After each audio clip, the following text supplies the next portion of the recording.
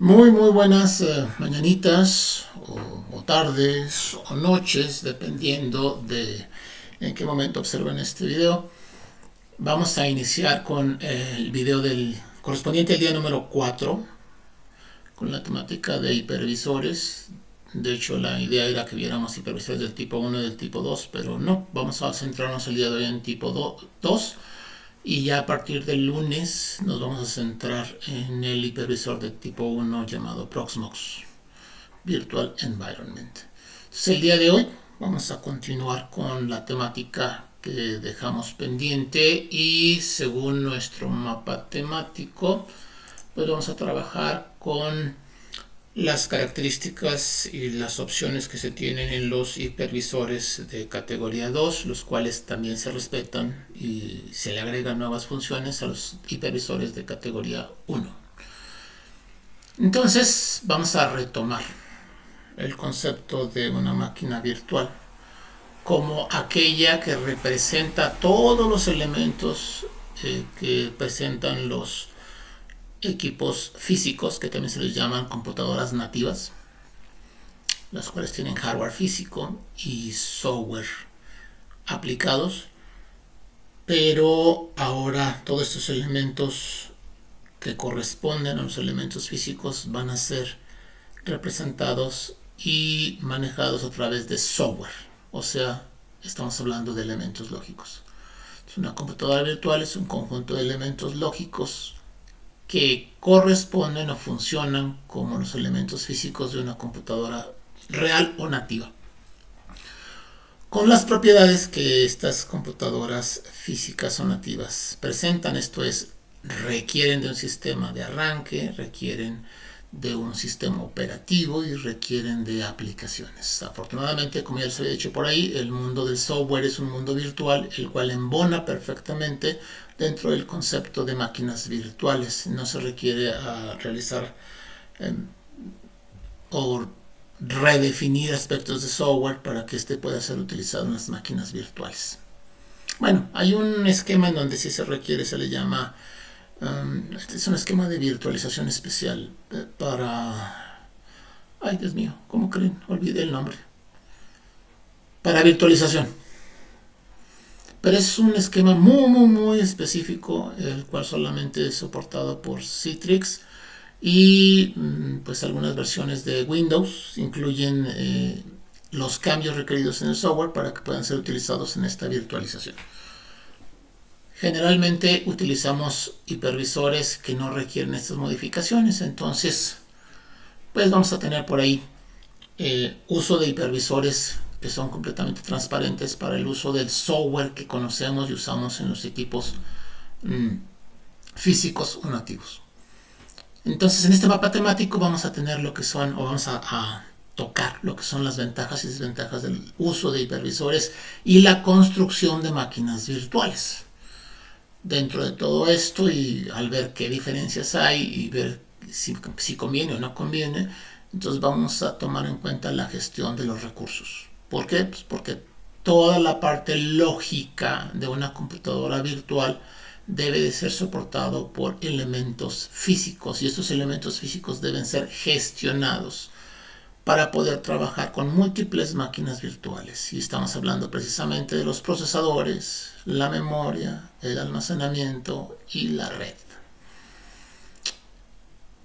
Todos estos recursos son muy importantes y son muy básicos y tienen que ser trabajados para poder soportar correctamente la definición y construcción de máquinas virtuales. Pero aparte de estos recursos que serían básicos, también tenemos otro conjunto de recursos que son los recursos o dispositivos especiales. Y pues eso depende de qué tan rico en el ambiente o en el ecosistema de las máquinas virtuales podemos representar otro tipo de dispositivos. Y vamos a ver una lista muy importante de este tipo de dispositivos. Por supuesto, tenemos que ver la gestión de seguridad, controles de accesos y permisos. Esto los voy a tomar y retomar. Y por último vamos a ver los casos de estudio. Los casos de estudio llamados VirtualBox y QEMU sobre QVM a través del gestor de Linux Virtual Manager. Tuve la intención de poder trabajar con VMware Workstation Player, pero desgraciadamente la nueva compañía ya bloqueó los accesos y las descargas. La única forma de poder trabajar es con un nuevo nombre y es a través de una suscripción y pueden descargar el software.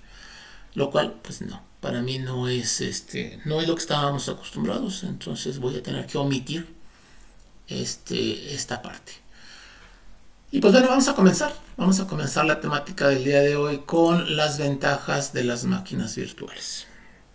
Si podemos definir que dentro de una máquina real, a través de un hipervisor, podemos construir máquinas virtuales, o sea, dividir el funcionamiento de una sola computadora al reconocimiento de múltiples computadoras, cada una de ellas independiente entre sí, y la cual tenga sistemas operativos y funciones diversas, pues entonces, ¿para qué hacerlo? ¿Qué ventajas me daría a mí el poder utilizar múltiples máquinas virtuales en una computadora anfitriona? Así se les llaman, computadoras anfitrionas. Generalmente son computadoras fuertes, robustas, con un sistema operativo fuerte y robusto, y con un conjunto de recursos suficientemente grandes como para que puedan ser utilizados para al menos almacenar una máquina virtual, de preferencia múltiples máquinas virtuales. Entonces, estas ventajas, ¿qué ventajas tenemos? Tenemos la reducción de costos y mejor tasa de retorno de inversión, o return of inversion, de el momento que se adquiere y para lo que se adquiere. ¿Por qué? Pues muy sencillo. En lugar de comprar físicamente N equipos, me atrevo a comprar uno suficientemente robusto y ese costo lo voy a dividir entre las N máquinas virtuales que voy a utilizar en él. Entonces, de entrada, el usar múltiples máquinas virtuales pues me permite que el costo por procesamiento se disminuya o se reduzca. Aparte de esta reducción de costos y mejor tasa de retorno de inversión, está la reducción de consumo energético y pues es muy similar, porque en lugar de tener N máquinas físicas, que cada una de ellas me va a consumir N valor específico en watts o en megawatts, lo que vaya a trabajar por ahí, pues en lugar de tener N equipos, que serían N veces el consumo energético, pues tengo una sola máquina física. Y esa máquina física me va a consumir una vez el valor de una máquina física. Por lógico, o la lógica nos dice que vamos a reducir el consumo energético. Otro detalle por ahí es la reducción de riesgos. No hay riesgos de fallo, son riesgos de seguridad principalmente al momento de que queremos trabajar. De hecho, cuando les preguntan a los hackers, los que sí saben hacer hackeo, dicen, oye, ¿y qué computadora utilizas para poder hackear otros equipos? La respuesta que más comúnmente se da es, preparo una máquina virtual en ese momento, con el software que necesito, la uso y después la destruyo. ¿Por qué? Porque cada máquina virtual es segura. Bueno, es segura para lo que se requiere y no va a afectar a otros lados. Entonces, si yo tengo una máquina virtual en la cual me voy a arriesgar a hacer algo y me pueden llegar o querer regresar el favor, el pegarme, es mucho más seguro o menos riesgoso utilizar una máquina virtual. Y eso es lo que generalmente se les aconseja a muchas personas que van a trabajar con cierto tipo de aplicaciones que puedan ser de riesgo. ¿Sabes qué? Primero trabaja en una máquina virtual y una vez que terminas de hacer uso de ese tipo de software, pues entonces pues destruye la máquina virtual. No pasa nada. Bueno, es entre muchos casos la posible ejemplificación de la reducción de riesgos, aunque hay más, hay también otros tipos de riesgos, dependiendo de los esquemas de seguridad que se vayan a manejar. Otro de los puntos muy muy importantes en ventajas de las máquinas virtuales es la asignación de recursos flexibles en la adquisición de nuevos elementos físicos. O sea, si una máquina virtual tiene asignado un número o valor de recursos hasta ese momento fijos, de manera lógica, pues esos valores lógicos pueden ser incrementados o decrementados sin tener que adquirir nuevos elementos. Por ejemplo, si necesito más núcleos, que venían siendo núcleos lógicos, lo único que tengo que hacer es una redefinición lógica.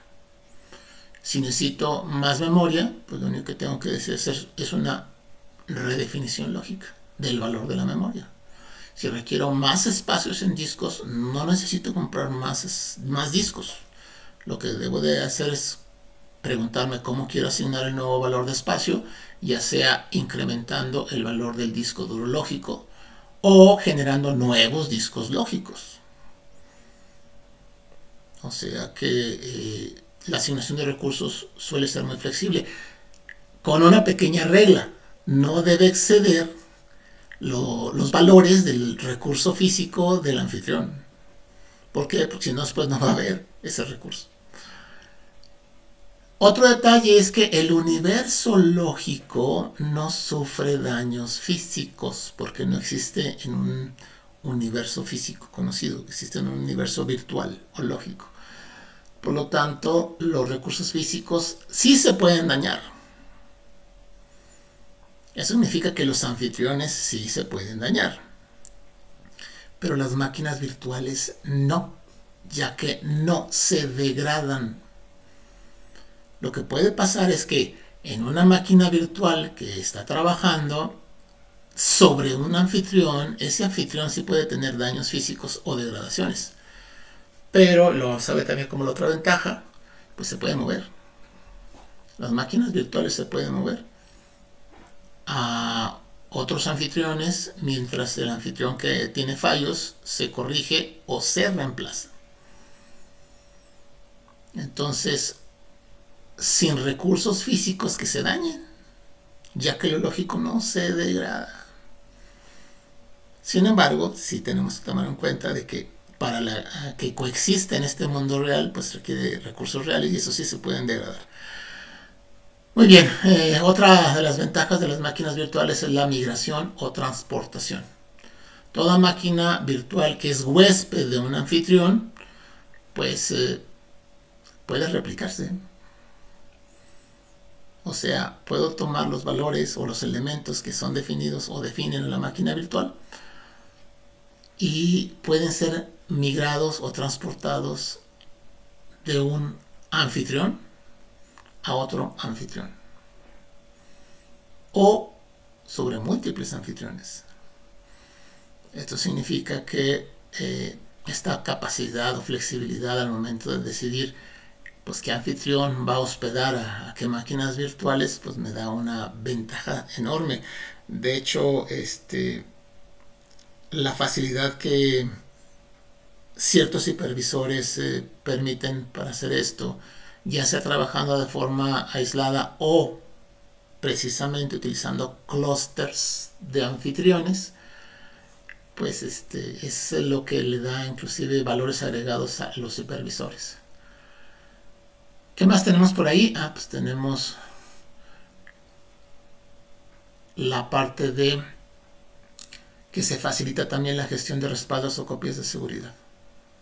El hecho de manejar elementos lógicos me permite poder manejar de forma externa a las máquinas virtuales, como procesos externos a las máquinas virtuales, actividades de creación de respaldos o copias de seguridad, que vendrían siendo trabajar con archivos con imágenes o fotografías de cómo se encuentran los estados de los recursos que están siendo utilizados. Y pues no es tan complicado. Lo que sí requieren son volúmenes de espacio pues más bien más grandes y hay que tomarlos en cuenta. Aparte de todo eso, se puede facilitar el aplicar procesos de recuperación ante desastres. De hecho, los procesos de recuperación ante desastres para equipos físicos son muy complejos. Y los procesos de recuperación ante desastres de los equipos lógicos o virtuales es mucho más sencillo. Por supuesto que aparte de todo eso, ya vimos muchas ventajas. Está la de gestionar propiedades lógicas de las máquinas virtuales. No hizo la modificación que yo hice. Algo pasó. Estas propiedades lógicas de las máquinas virtuales pueden ser muy diversas, como el posible acceso desde diversos puntos geográficos. O sea, no importa qué equipo tenga la máquina virtual, lo que importa es el equipo donde voy a tener el punto de acceso para poder gestionar la máquina virtual.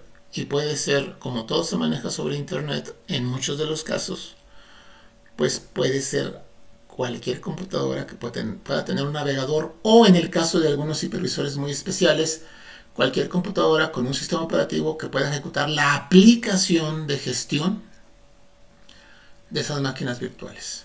En el caso de hipervisores número 2, pues no, todo se realiza en la misma máquina. Entonces, en la misma máquina donde está el hipervisor es donde se va a hacer la gestión. Si ustedes pueden utilizar recursos como escritorios remotos, pues pueden hacer la gestión desde múltiples puntos de acceso. O estos hipervisores ya también pueden incluir sistemas de gestión remota a través de protocolos especiales. Pero esto es nada más el acceso desde diversos puntos geográficos. Otro de los aspectos lógicos puede ser el manejo de plantillas. ¿Qué es una plantilla? Pues, tomé una máquina virtual, hice la instalación del sistema operativo, hice la instalación de las librerías o el middleware que se requiere para trabajar cierto tipo de funciones, instalé las aplicaciones aplicaciones de servicio que requieren o se requieren de una forma genérica, sin hacer especificaciones particulares, y todo eso lo sumo como una plantilla. O sea, al final digo, ok, ya tengo lo que quiero sin hacer una especificación particular. Pudiera servir para múltiples tipos de servicios que incluyan esa función. Pues perfecto, déjalo como plantilla. Entonces se genera una imagen de plantilla.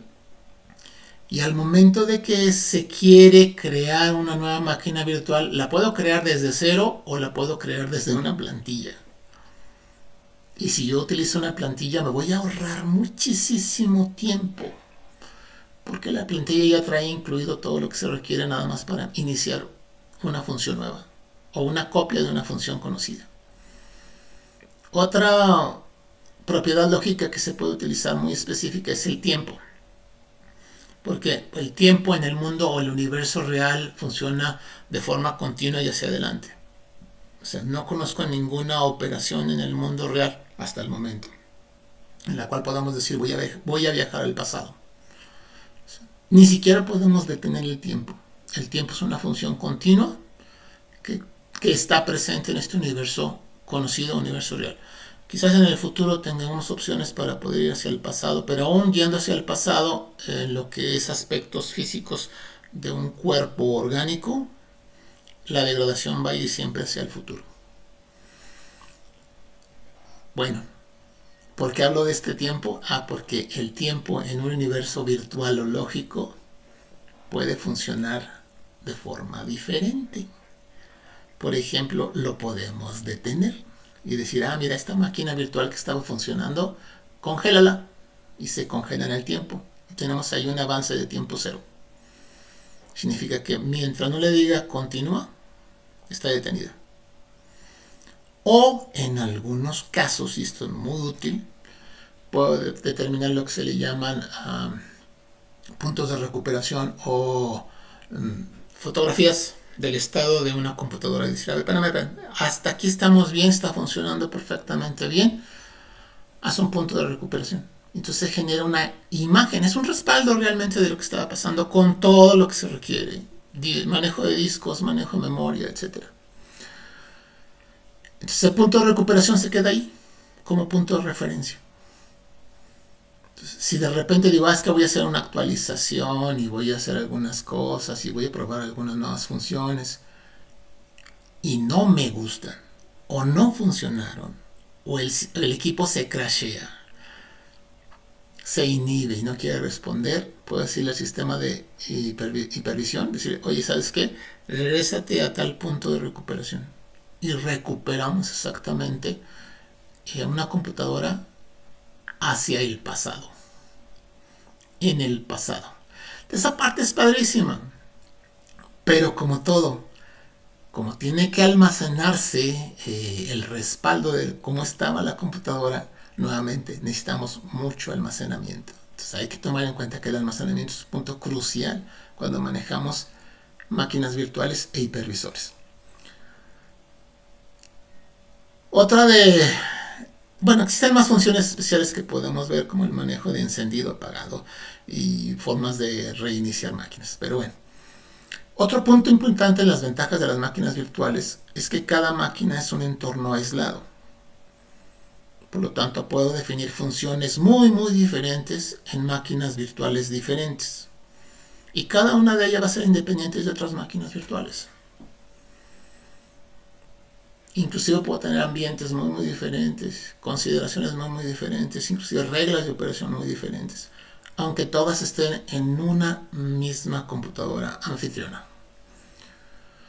Sin embargo, todas estas ventajas no son de gratis. Por supuesto que hay desventajas. ¿Cuáles son las principales desventajas del uso de las máquinas virtuales? Pues la primera y la que más les pega a las organizaciones es que se requiere de una inversión en infraestructura. Esto significa en hardware, principalmente en hardware, y a veces en software, y también es caro el manejo de software, y recursos humanos, que es personal humano involucrado para que todo esto funcione, inicial, la cual puede llegar a ser muy grande. O sea, si antes decía, ok, pues me compro una computadorcita, la pongo a trabajar, y luego, oye, pues necesitas más, ok, ¿cuántas? 4, ok, compro otros 4. Y de ahí se la van llevando pianito. No, aquí es, voy a trabajar con este tipo de infraestructura, necesito de gastarle y gastarle bien. ¿Por qué? Porque voy a comprar de una sola vez aquello que me va a soportar un conjunto muy grande de computadoras virtuales, o que puede ser escalable para soportar e incrementar ese valor en el futuro. Entonces, no cualquiera de las empresas puede lograr este punto, tener un valor de inversión bastante grande al inicio. Claro, hay trucos para bajar los costos, trucos que hemos aprendido a través del tiempo, y eso es algo que a lo mejor, si alguien me pregunta y va ahí al laboratorio donde estamos, le puedo mostrar cómo le hemos hecho para poder gastar lo menos posible y obtener lo más posible. Ok, tomando en cuenta que la inversión es algo que se tiene que hacer, y si no se hace, pues no se van a tener los recursos requeridos. Pasemos de que sí tuvimos los recursos, sí tenemos los equipos anfitriones o la infraestructura que se requiere. Bueno, ¿qué otra desventaja del uso de máquinas virtuales vamos a tener? Bueno, es muy sencillo. El rendimiento comparativo entre máquinas nativas o físicas y máquinas virtuales siempre va a ser desventajoso para las virtuales. O sea, no hay punto de comparación. Aunque todas las habilidades y tecnologías o desarrollos en los hipervisores tiende a reducir esta brecha. O sea, cada vez nos dicen, ay, es que las máquinas virtuales que podemos ejecutar en estos supervisores van a tener tiempos muy parecidos a las máquinas nativas. Ok, siempre va a haber una diferencia. Si el asunto es velocidad o respuesta cada vez muy crítica, en lo que es procesos muy críticos, pues el uso de máquinas virtuales a lo mejor no es la solución. Siempre va a ser mejor tener una máquina nativa o física. Sin embargo, si podemos tolerar una diferencia que a lo mejor puede ser sustancial, a lo mejor puede no ser sustancial, pues entonces tener una máquina virtual pudiera ser una solución. Otro detalle, les había dicho yo que lo lógico no se degrada, por lo tanto no se rompe, no falla. Eso es cierto. Sin embargo, las máquinas virtuales soportadas por un anfitrión defectuoso o que tenga fallas, pues por supuesto me puede dar máquinas virtuales que pueden fallar o dejar de funcionar. La desventaja es que tenemos un anfitrión menos o tenemos un anfitrión al que hay que atender y darle mantenimiento. Pero la máquina virtual siempre va a tener la oportunidad, mientras pueda recuperarse, de poder migrarse a otro anfitrión. Y si no, siempre va a tener la oportunidad de que si tengo puntos de recuperación o respaldos, pues regresarse desde un respaldo.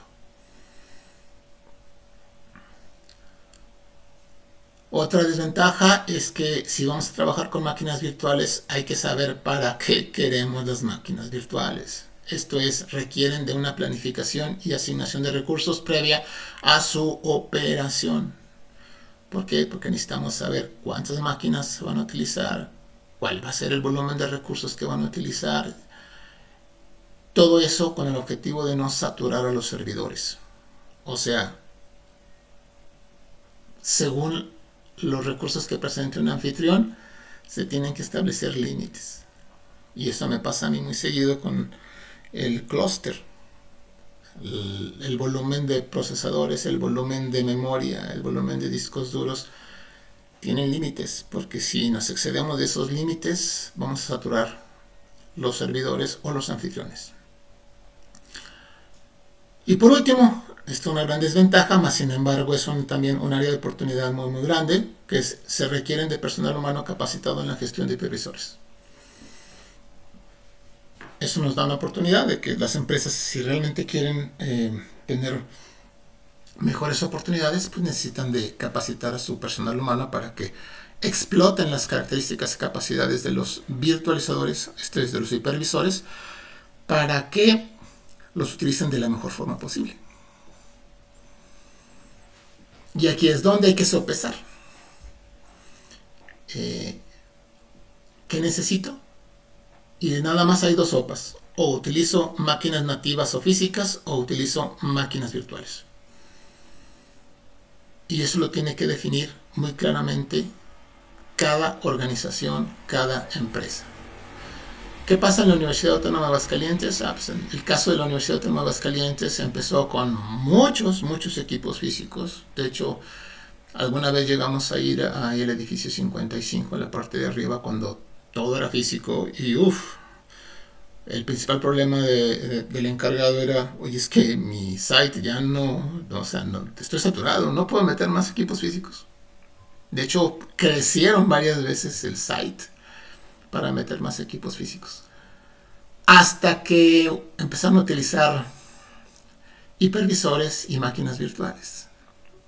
Y ahí, en lugar de tener una expansión, de repente tuvieron una reducción muy significativa en lo que fueron espacios físicos, número de servidores y consumo energético. Entonces de repente le preguntaba, oye, ¿qué onda? ¿Qué está pasando con tu site? Y dice, no, pues es que ya estamos reduciendo todo. En lugar de tener ya más de 100 servidores físicos, ya tenían un nivel de servidores físicos muy bajo, hablando de menos de 50, soportando más de 200 equipos virtuales. Y eso fue un cambio muy radical. Mejoró muchas características de operación de la Universidad Autónoma en lo que fue manejo de equipos, servidores y equipos de trabajo de cómputo, que mucha gente no notó, pero cuando uno está ahí y ve las cosas, dice, sí se nota. Y todavía siguen mejorando algunas cosas. Ok, pasándonos ya a lo que sean las ventajas y desventajas del uso de máquinas virtuales, pues vámonos ahora y qué elementos se tienen que administrar en una máquina virtual. O sea, qué es importante para el hipervisor tomar en cuenta para poder trabajar con ellos. Vámonos a los 4 elementos básicos más importantes, que es la gestión del procesador, ¿Qué es la gestión del procesador? Pues bueno, todos los hipervisores funcionan sobre una plataforma con procesadores específicos. La mayoría de los que yo conozco trabajan con arquitectura x86-64, o sea, procesadores Intel, generalmente Xeones, o AMD, ya sean Opterones o ahora los nuevos EPYC, que son una genialidad. Estos procesadores específicos deben de tener activadas las instrucciones especiales de virtualización. Si los procesadores no incluyen o no tienen activadas estas instrucciones especiales, los hipervisores se los van a marcar y decir no puedo manejar máquinas virtuales. Y entonces tienen que ir al BIOS o al EFI para poder activar esta característica de instrucciones especiales de virtualización. Y entonces el hipervisor dice, padrísimo, ya tengo las instrucciones especiales de virtualización, ya vamos a poder trabajar con máquinas virtuales. ¿Solamente los procesadores Intel y AMD funcionan con este tipo de elementos? No, hay múltiples procesadores que desde su diseño ya incluyen herramientas o instrucciones para poder manejar virtualización. Quien sí no he visto que haga esto son los nuevos procesadores ARM, que son los que se utilizan para celulares, porque todavía están algo verdes al respecto.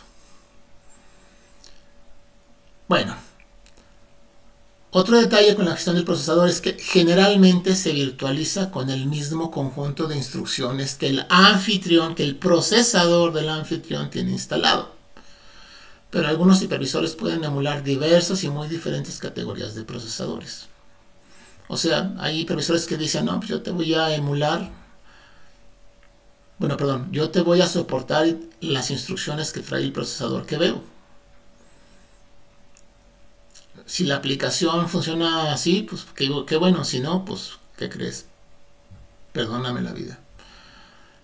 Sin embargo, y esto es muy común, los hipervisores más importantes dicen, ¿sabes qué? No te preocupes por el procesador. Yo tengo aquí una lista de procesadores que pueden ser emulados. La relación de ejecución de instrucciones es más lenta, pero la potencia que pueden tener para ese hipervisor puede ser mucho mayor. Unas por otras. Entonces se pueden emular diversas y muy diferentes categorías de procesadores, algunos completamente incompatibles entre ellos. Sin embargo, la posibilidad de la emulación me da un amplio rango de tipos de arquitecturas y sistemas que puedan ser ejecutados. Otro detallillo muy importante es el valor de lo que puede ser usado en un procesador. Y aquí hay 4 parámetros que tienen que ser tomados en cuenta. El primero es el número de sockets, o sea, cuántos sockets presenta la arquitectura en hardware. Para procesadores, generalmente se tiene un socket. Dicen, ya tienes un procesador. Sí, es una pastilla. Oye, tienes 2 sockets. Ok, sobre cada socket puedes tener un procesador. Puedes tener más sockets. Pues he visto computadoras con hasta 4 sockets en lo básico, simple. Y ya cuando son computadoras muy especiales y muy grandes, pues pueden tener un número grande de sockets. En donde en cada socket pueden establecer una pastilla o un procesador. Ahora, cada procesador a su vez puede tener múltiples núcleos. Y ahorita están muy de moda los hexacore y los octacore. Pero hay más, muchísimos más. Ahorita el número más grande de núcleos que yo he visto ha sido de 22. 22 núcleos en un solo procesador, en una sola pastilla. Entonces, pues, y si viéramos ahorita que los procesadores EPYC de AMD, esos sí están muy agresivos. Creo que traían más de 90 núcleos. ¿Qué haces con más de 90 núcleos en un solo procesador? Maravillas. Pero cuando ven el costo de uno solo de esos, se quedan así de wow. No, pues creo que pues cuántos años de trabajo necesitaría para poder costear uno solo de esos procesadores. Y si todavía tomamos en cuenta que cada núcleo, dependiendo de la arquitectura de construcción del procesador, puede tener múltiples hilos de procesamiento, en donde en cada hilo de procesamiento se puede ejecutar un proceso. Generalmente doblan el número de núcleos, entonces esto ya se vuelve una locura. Imagínense un procesador Xeon de 22 núcleos, los cuales maneja 2 hilos por cada núcleo. Estaríamos hablando de 44 hilos de procesamiento. Y ahora supongamos que son 2 sockets en donde podemos poner 2 procesadores. Estaríamos hablando de 44 núcleos, 88 hilos de procesamiento. Al final de cuentas, ya sea los núcleos, ya sea los hilos de procesamiento, son los que van a contabilizarse en el hipervisor para saber cuál es el número de procesadores, entre comillas, lógicos, que pueden ser observados y compartidos por las máquinas virtuales. De hecho, estos parámetros son los que se toman en general como referencia para el siguiente y último punto: el licenciamiento. Cuando se licencia el uso de un hipervisor y se cobra por ello, entonces se puede cobrar licencia por la cantidad de los elementos anteriores. Algunos hipervisores cobran por el uso de sockets y procesadores, otros por el número de núcleos y otros por los hilos de procesamiento, y se tienen que comprar las licencias. Y suelen ser caras, dependiendo del costo. De hecho, ese es el caso ahorita de VMware, el vSphere. Cambiaron el esquema, un esquema que incrementó en mucho el valor de las licencias. Pero bueno, estos procesadores van a tener que ser compartidos. Ahora sí, es un recurso que se puede compartir. Puedo tener un valor en procesadores lógicos, pero ese valor de procesadores lógicos no tiene que ser exacto con el valor de procesadores asignados en las máquinas virtuales. ¿Por qué? Porque se comparten. Pero vamos a un recurso que no se va a compartir, que es la memoria. La cantidad de memoria principal del anfitrión es un valor clave, ya que al no poderse compartir el uso de la memoria, solamente segmentos específicos, bien definidos, de esta deben de quedar reservadas para el uso de cada máquina virtual, según se les asigne. Y entonces tengo que hacer una suma. ¿Cuánta memoria le asigné a esta máquina virtual? ¿Cuánta memoria le asigné a esta otra? ¿Cuánta memoria le asigné a esta otra? Y la suma no debe ser mayor que la cantidad de memoria que cuenta el anfitrión. Entonces se pueden, y eso es algo que pueden hacer varios hipervisores, no todos, se pueden establecer márgenes de tolerancia al requerir mayor cantidad de la establecida. O sea, puede establecer un límite, si sabes que a esta máquina virtual le voy a dar 4 GB de RAM. Ok. Resulta de que le puedo dar una tolerancia. Es decir, ¿sabes qué?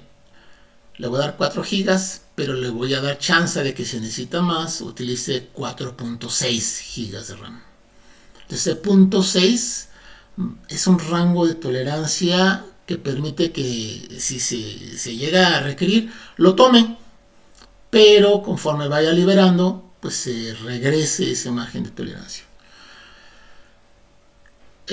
Estos márgenes de tolerancia también se tienen que tomar en cuenta a la hora de que se asignan. Otro detalle por ahí es que cada máquina virtual maneja su segmento de memoria física de forma protegida, de tal forma que ninguna otra computadora virtual puede acceder a segmentos de otras computadoras virtuales. Aunque todos forman parte o van a utilizar una misma memoria física, los segmentos están protegidos y ninguna dirección de una máquina virtual puede ver, leer o modificar segmentos de memoria de otras máquinas virtuales. Ya para terminar, pueden ser asignadas de forma dinámica, pero requieren de reseteos para tomar los nuevos valores. Bueno, algunas máquinas aguantan lo que es el uso de memoria dinámica en caliente, así como los procesadores también pueden ser en caliente. Así que una vez que les reasignamos valores, los pueden llegar a tomar, pero eso no es lo común. De hecho, lo más común es que cualquier modificación resetee la máquina para que puedan tomar los nuevos valores. Vámonos a un punto más crítico, la gestión del almacenamiento. ¿Por qué? Porque va a ser almacenamiento lógico. ¿Y en base a qué se va a trabajar? Pues en base a lo que es el almacenamiento local, referenciado por discos duros lógicos, los cuales van a ser manejados como archivos. ¿Cuál es la problemática en este uso de discos duros lógicos? Es que se requiere un formato de representación de discos. Y aquí hay varios formatos. De hecho, cada hipervisor puede determinar qué tipo de formato para representación de discos duros va a utilizar. Uno de los más comunes es el formato RAW o en crudo. O sea, un archivo y sus contenidos se maneja como un dispositivo de disco duro. No tiene ningún tipo de información extra. Es lo más simple de utilizar, es lo más sencillo y lo más rápido, más sin embargo no es lo más seguro. ¿Por qué? Porque generalmente requerirían de lo que se llaman metadatos, o sea, agregarle nuevos datos para que establezcan mejores usos de esos discos lógicos. Entonces, ciertos hipervisores han trabajado en nuevos formatos. Por ejemplo, VMware utiliza su formato VMDisk, el cual es, por supuesto, muy usado por VMware. KVM y QEMU trabajan en su propio formato que se llama QDisk. De hecho, estaban en la versión 2. Y bueno, hay otros hipervisores que proponen sus propios formatos. Aquí hay un pequeño, grave problema: la migración y el uso. Hace algunos años todavía sufríamos mucho porque un disco con un formato, por ejemplo, de VMware, al querer migrarlo hacia otro sistema de hipervisión, por ejemplo QEMU, requeríamos de aplicaciones de terceros que entendían el formato de VMware y lo podían pasar al formato de QEMU. Pero era tardadísimo, porque estamos hablando de discos de 200, 300, 600 gigas. Y aparte no eran muy seguros, porque de repente decía, es que no entendí esto, ¿cómo lo represento? No sé, a ver si no te da fallos. ¿Qué pasó? Que los hipervisores o los diseñadores de hipervisores dijeron, como que se juntaron y dijeron, a ver, oye, tenemos este problema, ¿qué hacemos? Bueno, te doy chance de que utilices mi formato siempre y cuando me des chance de que yo use el tuyo. Y entonces se pasaron información sensible para el manejo de formatos. Y ahora hay varios hipervisores que soportan los formatos de otros hipervisores. Y como se entienden, pues entonces ya no es necesario hacer el paso de formatos, simplemente se utiliza el disco como el formato de representación que otro hipervisor definió. Si entienden esta parte del formato de representación de discos duros, aparte de eso está el uso de repositorios de almacenamiento. Generalmente cuando trabajamos en los hipervisores, sí, son muy importantes los discos duros, pero no se manejan los discos duros ni un esquema de archivos como lo manejamos habitualmente. Para manejo de almacenamiento lógico, primero hay que entender el concepto de repositorio o de repositorio como almacenamiento para elementos lógicos. ¿Y qué es un repositorio de almacenamiento? Pues es una referencia a un espacio, ya sea un directorio, ya sea un espacio de acceso vía red para un equipo remoto, como una NAS, o un espacio de almacenamiento distribuido a través de múltiples nodos. Todo eso se considera como un repositorio porque lógicamente lo que puedo hacer ahí es almacenar archivos que puedan ser usados por el hipervisor. Entonces podemos hablar no de un solo repositorio, podemos hablar de múltiples repositorios, dependiendo de dónde venga y también dependiendo de lo que quiero hacer en ese repositorio. ¿Por qué? Porque en los repositorios vamos a poder almacenar múltiples tipos de elementos lógicos de almacenamiento con funcionamiento diferente. El más común que podemos tener referencia son los discos duros lógicos. Cada máquina virtual va a necesitar discos lógicos, discos duros lógicos, pero no es la única función que se puede tener en los repositorios. Habíamos hablado que necesitamos imágenes ISOs. Pues una de las funciones de los repositorios es tener referencia a imágenes ISOs. Pero también habíamos hablado de respaldos o copias de seguridad. Pues los repositorios pueden tener como funcionamiento las copias de respaldo o de seguridad. Habíamos hablado de que se pueden generar plantillas. Pues una de las funciones de los repositorios de almacenamiento, pues que pueden almacenar plantillas. Y si se dan cuenta, podemos tener muchas funciones. Entonces podemos tener múltiples repositorios y dentro de cada repositorio establecer múltiples funciones según lo que se requiera. Y tenemos que olvidarnos o evolucionar el concepto de almacenamiento de datos como repositorio. O sea, no vamos a ver ya directorios, vamos a ver repositorios. Y dentro de ellos, ya usándolos a ellos, puede haber directorios y tipos de archivos diferentes. Otra parte del almacenamiento es qué tipo de gestión del almacenamiento podemos manejar de forma distribuida. Fíjense que hace muchos años cuando fuimos a una presentación de VMware, hicieron una excelente presentación de VMware, pero traían un problema, no manejaban almacenamiento distribuido y se lo remarqué por ahí. Les dije, ¿saben que ustedes tienen? El único problema que ustedes tienen aquí es que no saben manejar almacenamiento distribuido. Como este, como este, como este y como este. Y pues no les veo intenciones. 10 años después ya soportan almacenamiento distribuido a su manera.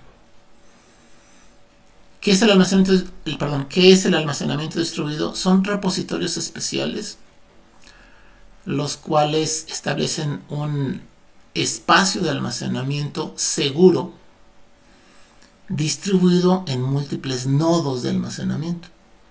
De tal manera que si un nodo de almacenamiento falla, no pasa nada. Una de las grandes ventajas de este almacenamiento distribuido es que los discos duros se puedan almacenar en esos almacenamientos distribuidos, haciéndolos independientes de los anfitriones. Entonces, si el anfitrión falla, al disco duro no le pasó nada. Reconstruyo la máquina virtual con ese mismo disco duro en otro anfitrión y funciona. Se queda con lo que ya estaba y sigue trabajando. El esquema de gestión de almacenamiento distribuido es algo de las magias que más me gustan de esta parte de los hipervisores. Y la ventaja que puede tener cualquier hipervisor es la diversidad en sistemas de almacenamiento distribuido o el soporte para diferentes sistemas de almacenamiento distribuido. Y eso lo vamos a ver un poquito en Proxmox cuando veamos la cantidad. Se van a decir, ¿tantos? Sí. VMware creo que soportaban uno o dos y ya, hasta ahí. Y bueno, Proxmox soporta una cantidad muy grande. Aparte de eso, pues los discos duros físicos donde vamos a trabajar con todos los datos y vamos a poner los repositorios, pues deben ser formateados. O sea, hay un soporte o debe de haber un soporte a múltiples formatos de organización de datos. Extended 4 es el más utilizado para Linux, pero hay otros esquemas que permiten trabajar con almacenamiento dinámico como el EVM o el uso de nuevos sistemas de formato como el de Solaris que se llama ZFS, que es muy muy padre. Y hay otros más, los cuales me permiten esquemas de sistemas, para trabajar tanto en esquemas aislados, o sea, hipervisores que funcionan en un solo equipo, o en clúster. Y ahí es donde trabaja bien padre.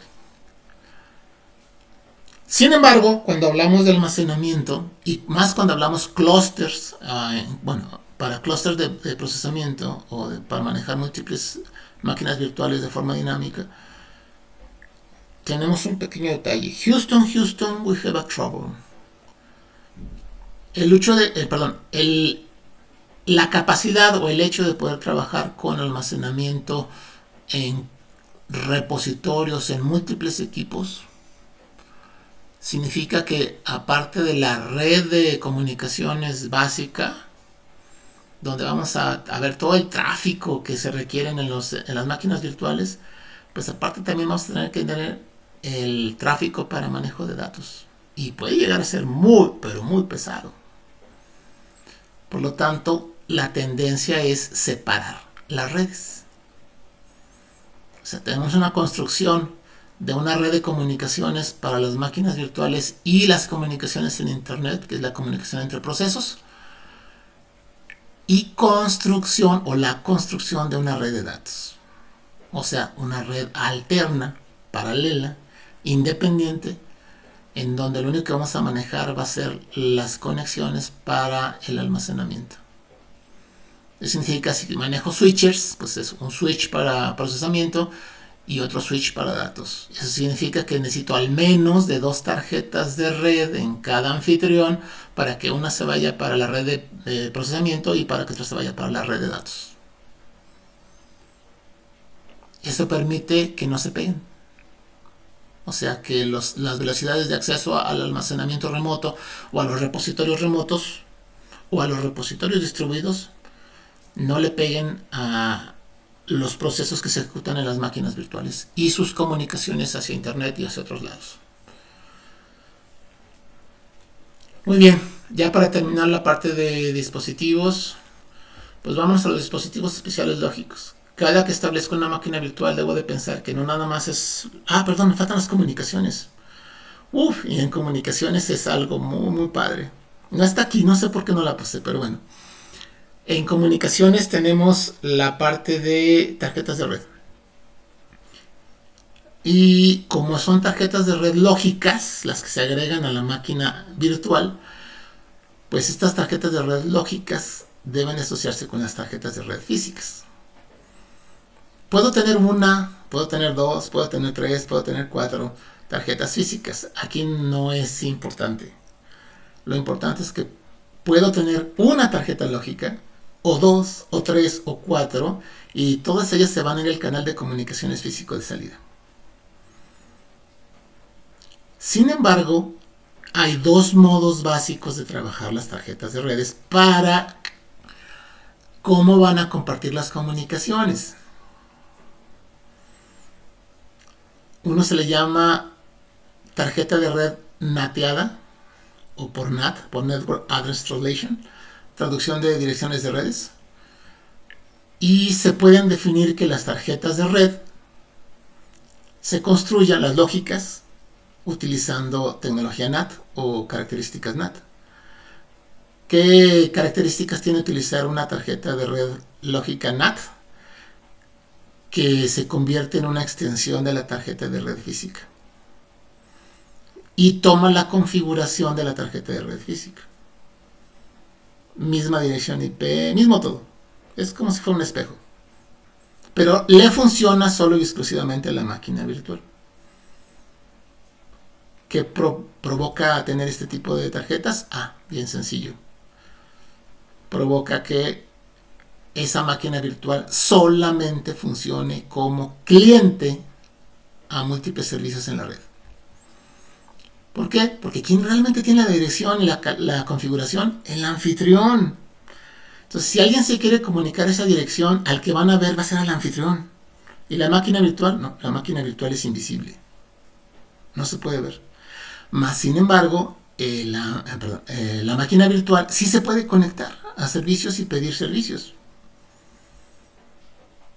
Por lo tanto, es un excelente cliente, pero un muy mal servidor. De hecho, no puede ser un servidor. Hay muchos que están iniciando en esto de las máquinas virtuales.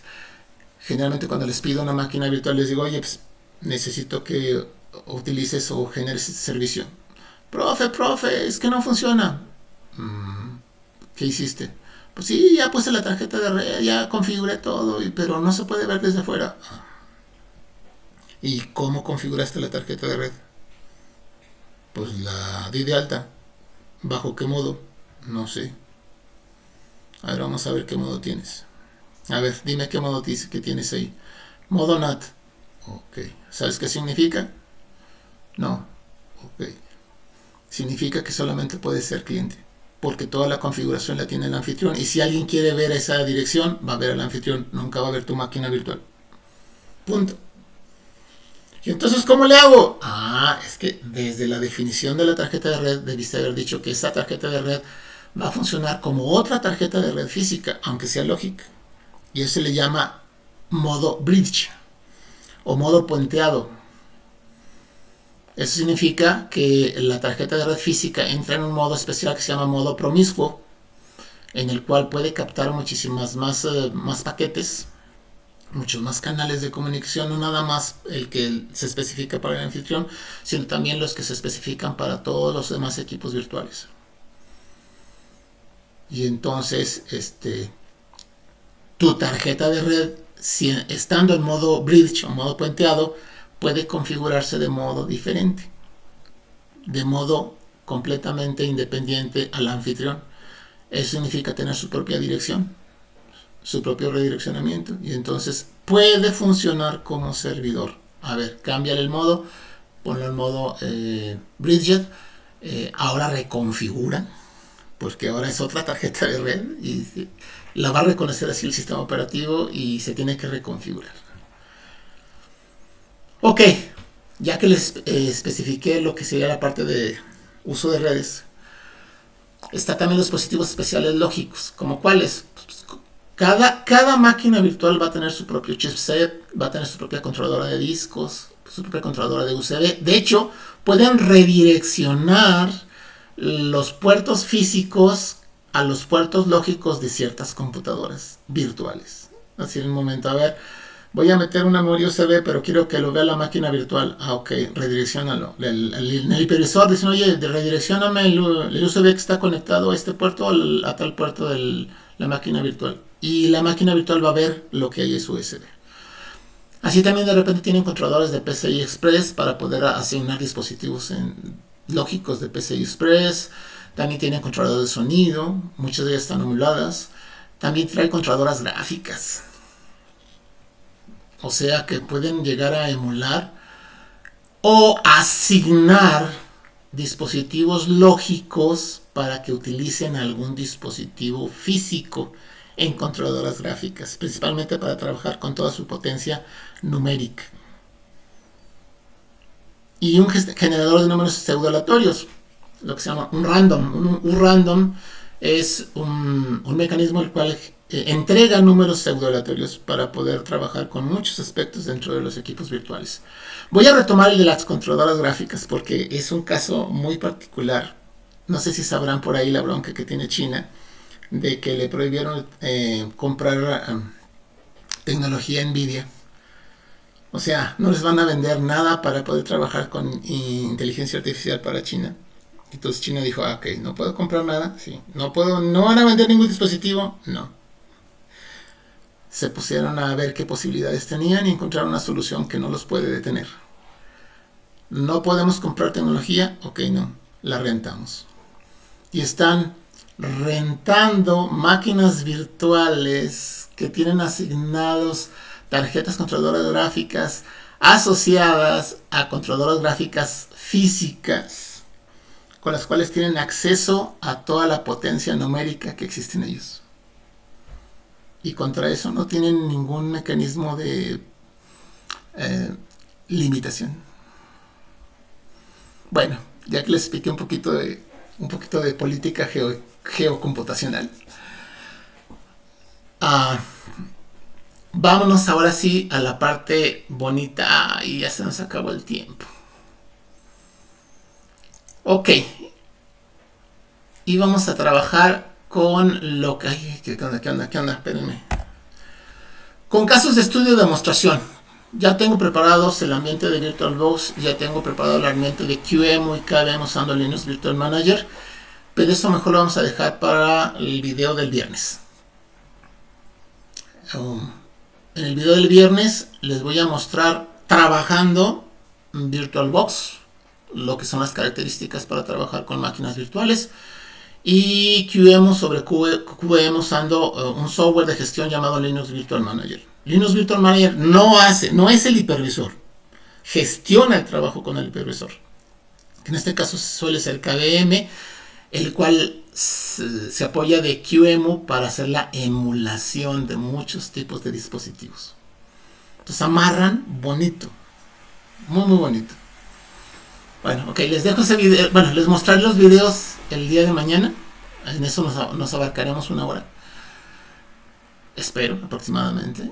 Así que vamos a creo que tengo por ahí otro punto que les iba a trabajar. Era la gestión de la seguridad y controles de acceso y permisos. es algo que sí les debo de retomar. Fíjense que hay algo muy importante que tienen que tomar en cuenta. Los hipervisores de categoría 2 no incluyen mecanismos de control de acceso ni de seguridad.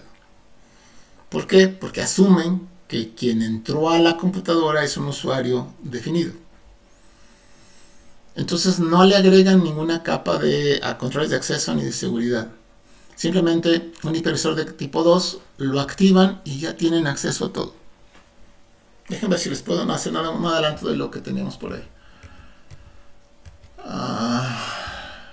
Aquí está.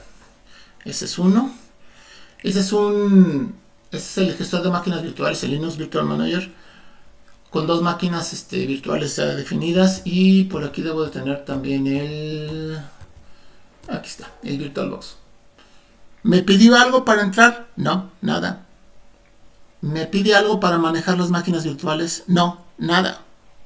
Entonces no tienen mecanismos de controles de acceso ni de seguridad, ni permisos. Tenemos todos los permisos que como usuarios podemos trabajar sobre los repositorios de almacenamiento.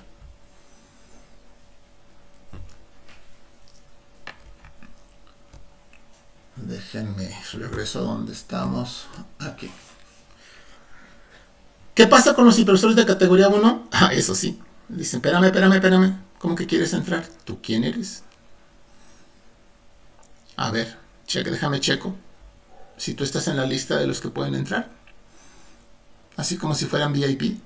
Ok, si estás en la lista, pero tienes este esquema o perfil de trabajo con esas limitaciones. Por lo tanto, hay un control de seguridad acerca de lo que puedes hacer. Entonces se incluyen ACLs, Access Control Lists, listados de control de acceso. Y eso lo vamos a ver a partir del lunes.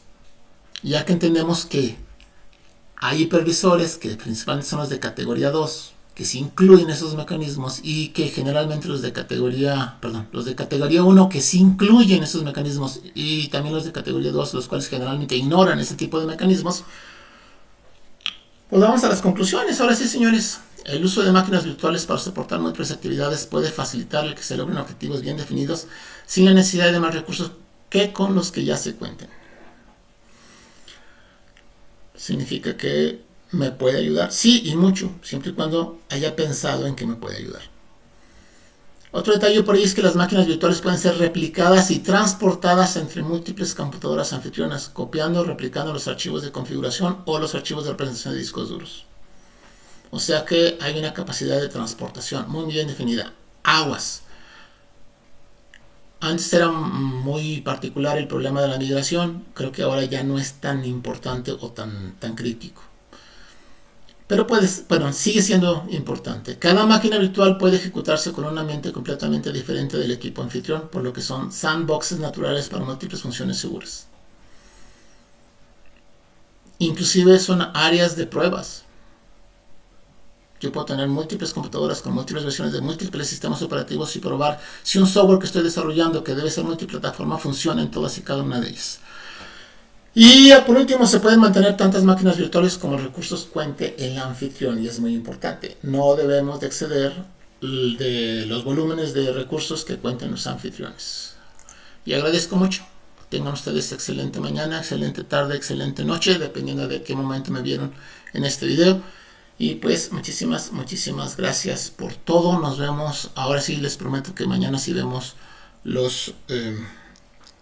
la parte práctica de un hipervisor de categoría 2 o hipervisores para jugar de forma personal. Tengan excelente tarde, noche, día, mañanita, y pues nos vemos en el siguiente video. Pásensela bien. Cerrando video en... Ay, Dios mío, ya me perdí. En 3, 2, 1.